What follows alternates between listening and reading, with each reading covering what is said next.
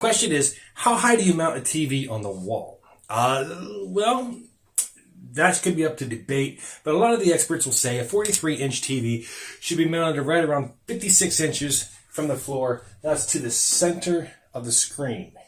A 55-inch TV should be mounted roughly around 61 inches from the floor, and of course, that again is to the center of the TV.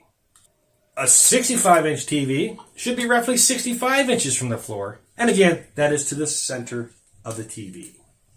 And a 70-inch TV should be mounted roughly 67 inches from the floor, and again, to the center of the TV. So, to measure your TV, if you don't have the box anymore and you don't remember what size TV you bought, you're going to measure from corner to corner.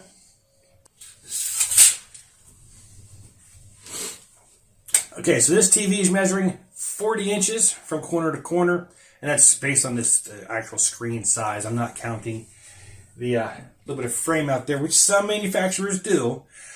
So your mileage may vary.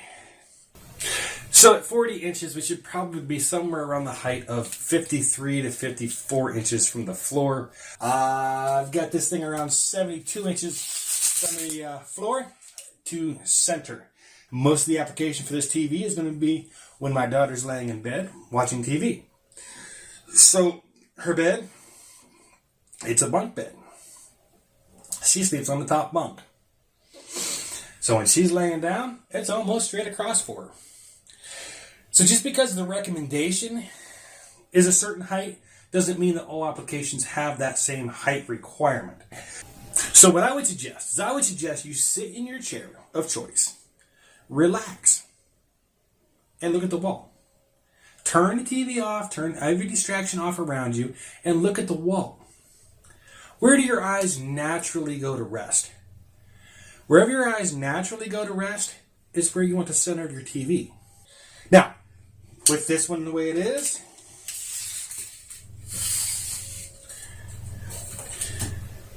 the recommendation is that it should be way down here for the center of it. Okay, that's going to be below her on the bed, below her on the bunk. It's got a rail on the bunk. She's going to have to finagle her head up over the rail to see the TV. It's far too low for this application. Much the same as in your living room, if you're sitting in a recliner, or if you're sitting on a couch, if you're laying on the couch. Sitting on the couch versus laying on the couch can be two very different things. So get yourself in several different positions. If you got a recliner, and you normally lay on your back on the recliner, check your eye position there. Where do your eyes naturally go? If you lay on your side on the recliner a lot because you get a little tired and you think, I might just take a little bit of a snooze, but I still want to watch. Do that. See where your eyes naturally go. Couch. If you're sitting on the couch, sit there for a while. See where your eyes naturally go. And then lay there for a while. Head at one end, head at the other end. See where your eyes naturally go. Now, you're not going to be able to find a spot on the wall to put the TV that's going to match every single variation of where your eyes are going to naturally go. But you should be able to find one spot that seems comparable to a good viewing angle, no matter where you're at in the room or where you're seated or how you're seated, right? So if you're rolled over this way in your chair and your eyes look a little bit lower than what it does when you're laying on your back on your chair or sitting upright in your chair, well, okay, then a little, just go a little bit higher. If you're laying on the couch and your eyes go way up, which is what I do, I lay on the couch, my eyes are way up here. Well, I don't really want it way up here when I'm in the chair. Pull it down a little bit. Compromise based on the different positions. That way, different people with different viewing angles. If you have multiple people in the house, have a couple people sit in different spots and look at the wall. And have them help you point out every single spot on the wall where they're seeing, where their eyes are naturally resting. Mark those little spots on the wall, and then find a compromise in the middle. And of course, you got to line that up with a stud so you can put your wall mount into the stud, right? So you're going to be a little bit off of where everyone's looking just because there's not going to be a stud there.